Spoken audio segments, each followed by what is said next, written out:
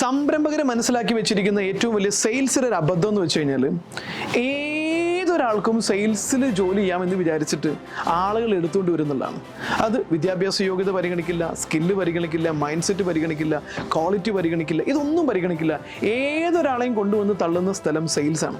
ഇപ്പം അക്കൗണ്ട്സിലേക്ക് എടുക്കണമെങ്കിൽ അക്കൗണ്ട്സിൻ്റെ ക്വാളിഫിക്കേഷൻ നോക്കും, ബാക്കിയുള്ളതിന് എടുക്കണമെങ്കിൽ എല്ലാത്തിനും ക്വാളിഫിക്കേഷൻ നോക്കും. പക്ഷേ സെയിൽസിലേക്ക് കണ്ട എല്ലാവരെയും കൊണ്ടുവന്നിട്ട് തള്ളുന്ന ഒരു സ്ഥലമായിട്ട് കാണുന്നുണ്ട്. എനിബഡി ക്യാൻ പെർഫോം എന്നുള്ളതല്ല സെയിൽസിൻ്റെ പ്രത്യേകത. സെയിൽസ് എന്ന് പറഞ്ഞ ഒരു സെമി ഓൺട്രപ്രണർഷിപ്പാണ്. അതായത് റിസ്ക് എടുക്കാനും കസ്റ്റമർ പുറകെ പോകാനും റിസൾട്ട് ഓറിയന്റഡ് ആയിട്ട് വർക്ക് ചെയ്യാനുള്ള ആറ്റിറ്റ്യൂഡ് ഉണ്ടെങ്കിൽ മാത്രമേ നിങ്ങൾ സെയിൽസിലേക്ക് ഒരാളെ എടുക്കാൻ പാടുള്ളൂ. സെയിൽസിൽ ഒരുപാട് സംസാരിക്കാൻ കഴിയുമെന്നോ അല്ലെങ്കിൽ ഇന്റർവ്യൂവിന് ഭയങ്കരമായിട്ട് പെർഫോം ചെയ്തതിൻ്റെ പേരിൽ സെയിൽസിൽ പെർഫോം ചെയ്തോളണമെന്നില്ല. പ്രസന്റേഷൻ സ്കിൽ അല്ല സെയിൽസിൽ അടിസ്ഥാനപരമായ ഘടകം. പെർസുവേഷനാണ്.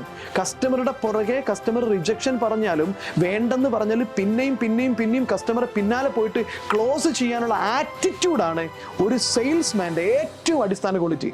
അതുള്ള ഒരാളെയാണ് നിങ്ങൾ സെയിൽസിലേക്ക് എടുക്കേണ്ടത്. അല്ലാതെ എല്ലാവരെയും കൊണ്ടുവന്ന് തള്ളി പ്രഷർ ഉണ്ടാക്കി പ്രഷർ കൊടുത്ത് സെയിൽസ് ചെയ്യിപ്പിക്കാമെന്ന് വിചാരിച്ചു കഴിഞ്ഞാൽ എല്ലാവരെയും നമുക്ക് അതിനെ ഡെവലപ്പ് ചെയ്യാൻ പറ്റില്ല.